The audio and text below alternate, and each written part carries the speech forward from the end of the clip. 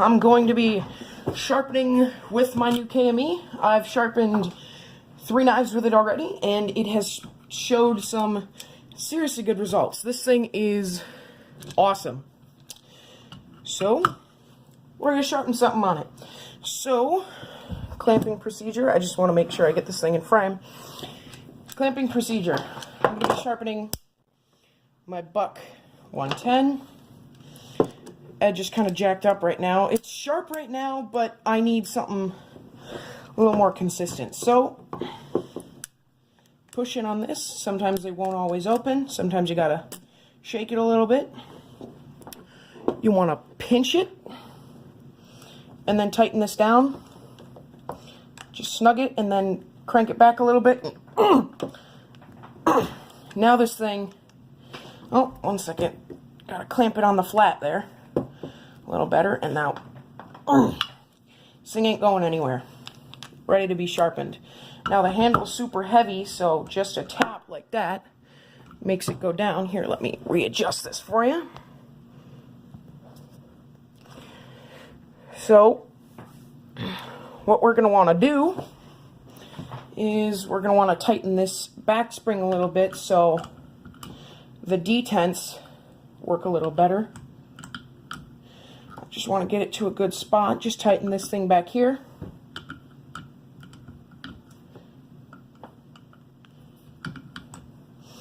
And now we're ready. So I need to basically reprofile this knife. So we're going to use the 50 grit, the Beast. I believe Dino named that. So shout out to Dino. So I'm going to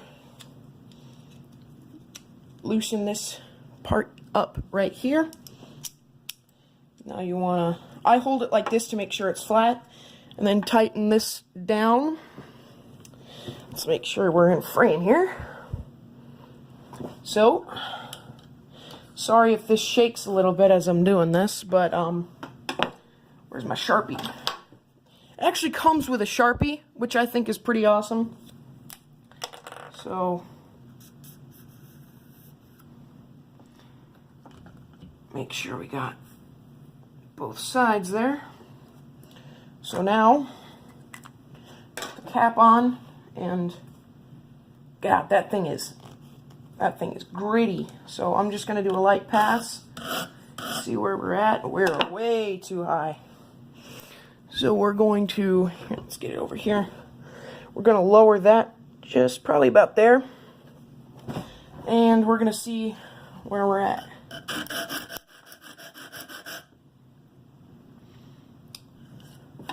Just a little bit lower. And you can adjust this thing so just minute adjustments right like that. We'll see where we're at.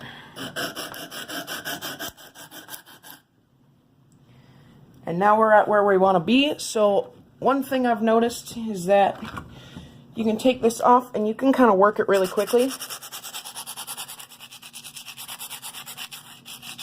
You want to do kind of a motion like this as you're sharpening, and this, it does need kind of a reprofile, so but I'm going to do it on the base just because it's more comfortable. I don't know how the sound's gonna act on this video, but yeah,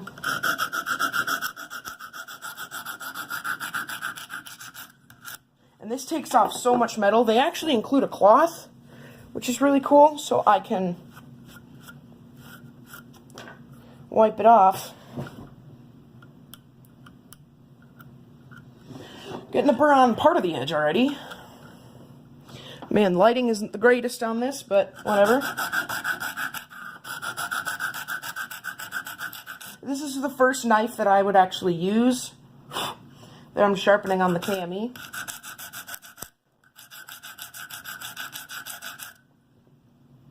And the bevel is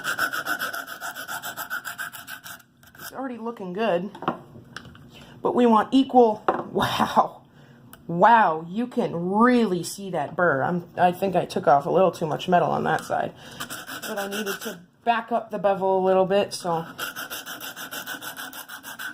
I can actually feel a fight as I'm going up when I'm cutting that burr off, which I think is kind of funny.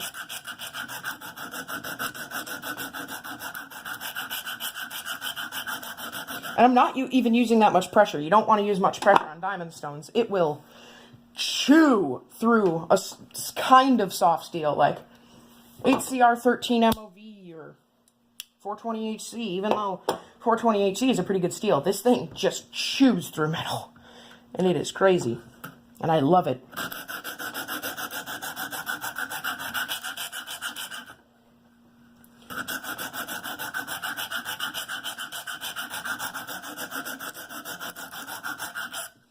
If my technique isn't super refined, don't shout at me, because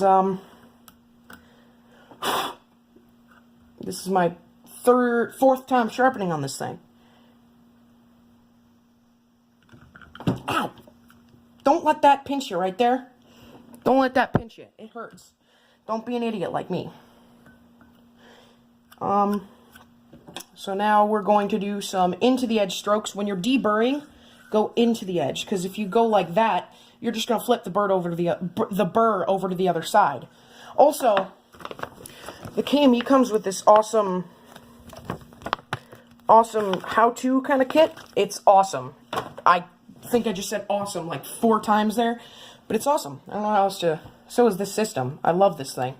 But deburring, 1, 2, 3. And you can, wow, I got the detents really tight. So, I mean, just doing that, 2, 3. Now I'm not using any pressure. I'm letting the stone do all the work. 1, 2. Get all the debris off of there.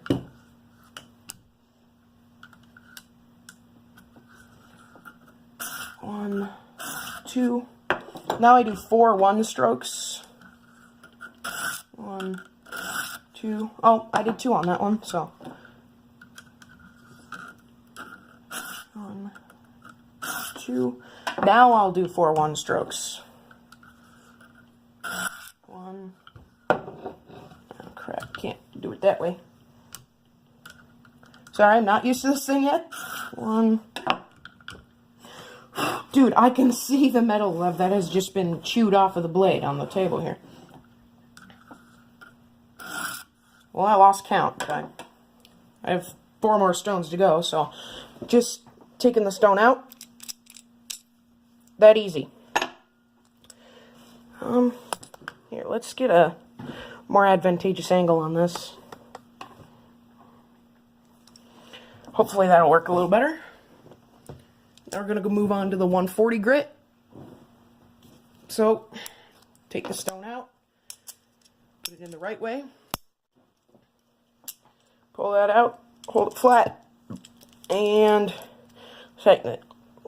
And as Ron says in his video, there's no need to super crank that down. It's not going to fall out. It's not going to fall out. No need to super crank. But now we polish the scratches.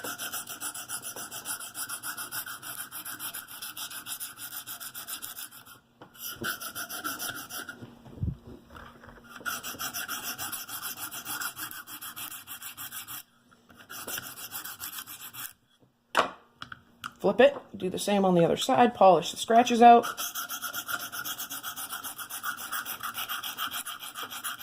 And wow, that tip is a lot sharper than it was before. I beat on this thing. So it kind of needed this. Now, I normally polish twice on each side just to make sure. Not too much on the second time though. Where'd that cloth go?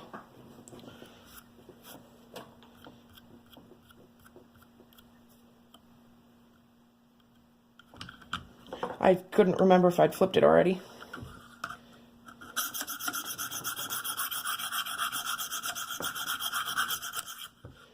Sorry if this is shaking the table a bunch. This is not a very stable kind of setup here. This rotating ball up here really keeps the angle consistent, if you can see that ball. And right when you get it, it's a little sticky, but it really does kind of break in. It's really cool. This entire system is so smooth, so consistent. But 1, 2, 3.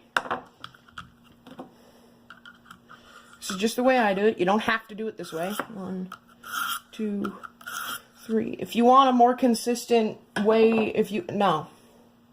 Let me say that right. If you want a more professional, like, extended user kind of a deal, go to Dino, Knife Crazy, or the KME Sharpener's YouTube channel. Those YouTube channels are much more used to this system and much more knowledgeable. 1, 2. Don't do that. Don't hold it down here unless you have like a Dino handle mod, which is just a, I believe, 1/4x20 just screw on there. Not screw, handle, knob thing. 1, 2. Now I do 4 1-strokes, just like on the other one. 1.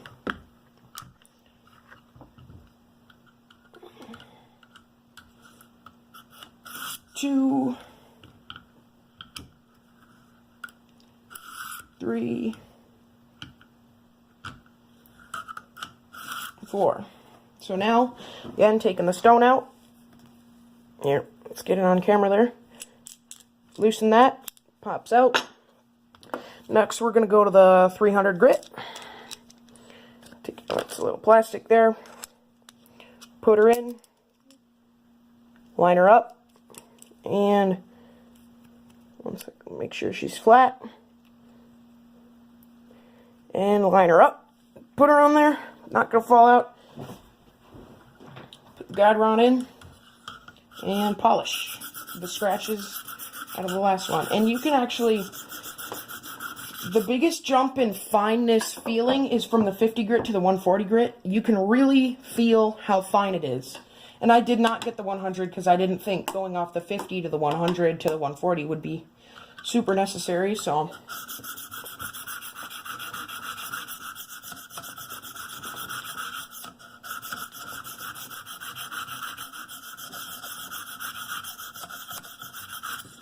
Okay, there's that side done. Turn it over. And you could just go up, down, up, down, up, down, up, down, up, down. But I find this way to be a little easier.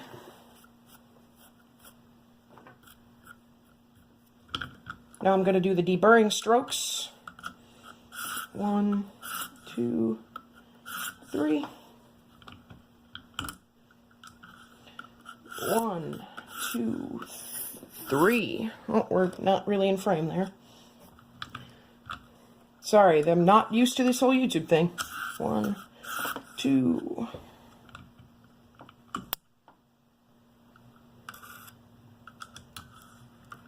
1, 2. Yeah.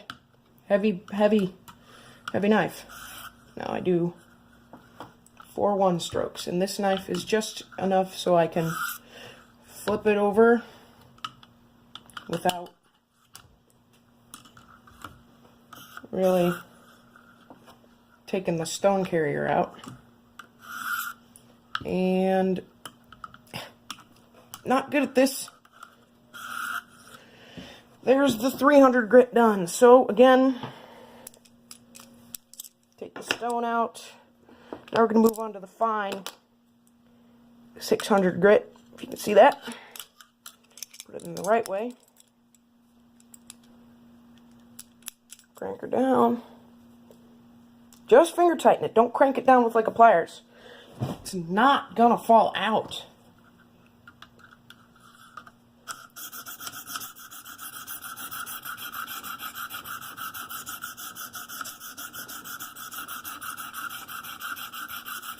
And this thing does have a ton of accessories. I'm just using the base kit, and I also bought the 50 grit, but all the diamond stones are the same thickness, so you don't really have to worry about that. again, look at other videos if you want super in-depth to this kit kind of reviews. I do plan on getting some lapping films because I want a mirror edge. I've never handled anything close to a mirror's edge.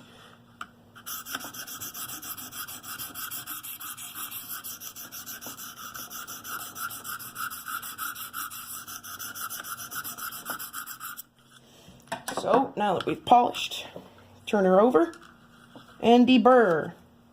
1, 2, 3. You don't really need, this isn't as much deburring as it is just being precise. You don't have to completely deburr unless you're on your final stone. 2, 3.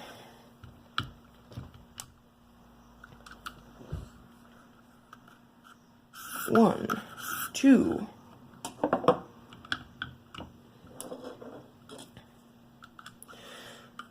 1, 2. Someone might walk in and start talking to me, but whatever. Don't mind them. I have a bunch of other people living in my house. I'm only 14. Yeah, I'm 14 with a KME. Well, you might be saying, how on earth did you get that? How on earth do you get so much stuff? Well, I don't buy stuff on games, and I don't ask for gaming systems and stuff. I have a nice computer. That's all I need. So, moving to the 1500 grit final stone.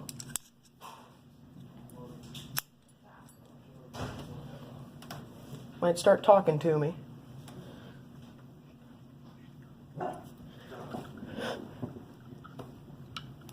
So, 1500 grit.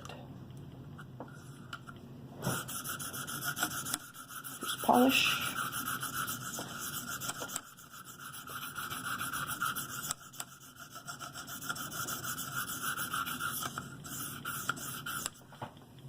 Flip her over. Do the other side.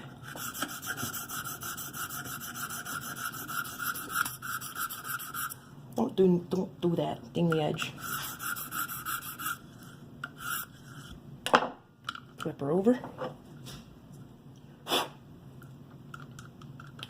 Now we're going to deburr.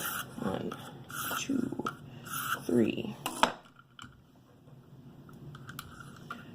1, 2, 3.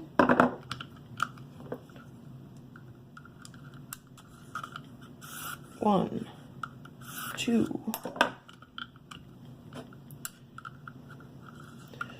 1, 2. Now I do 10 one-strokes on the final stone just to make sure there's no big hook over kind of burr or anything, so.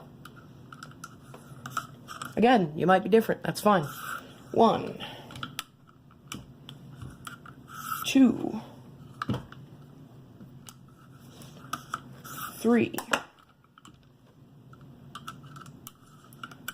4,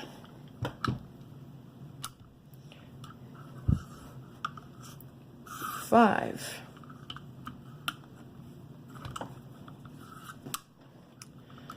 'Such an idiot. 6. Heavy knife. 7.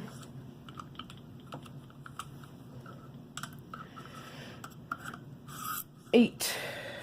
Not using much pressure on this at all.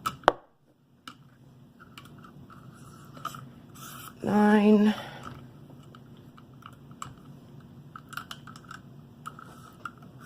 10. So now we're done with the system, because I only have the diamond stones. You want to take her out, set the stone carrier down, and same procedure, basically just reversed.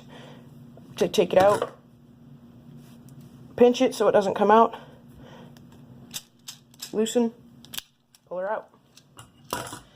And this has a really, this newsprint has enough grit to take a burr off, so to give a final polish, so I just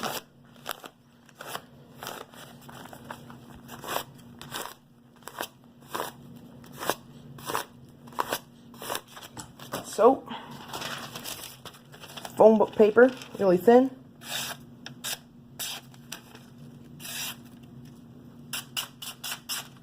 These are some of the sharpest knives, the sharpest knives I've ever handled. Factory edges aren't this sharp. Knives I can freehand aren't this sharp.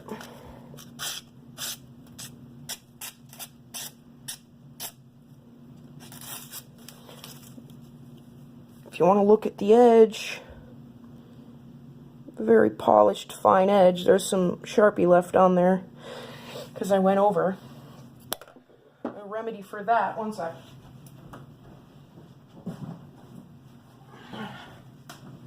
A remedy for that is taking some shop towel, squirting it with some soapy water, and just wipe it. And that'll take the Sharpie off. And man, look at that. Look at that. It is a sharp knife. Let's see if I can shave hair with it.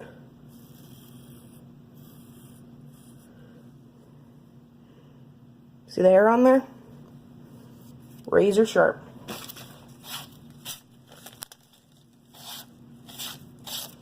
Alright, that's me sharpening with the KME. Thank you everybody for watching. That's a razor sharp buck 110 right there for you.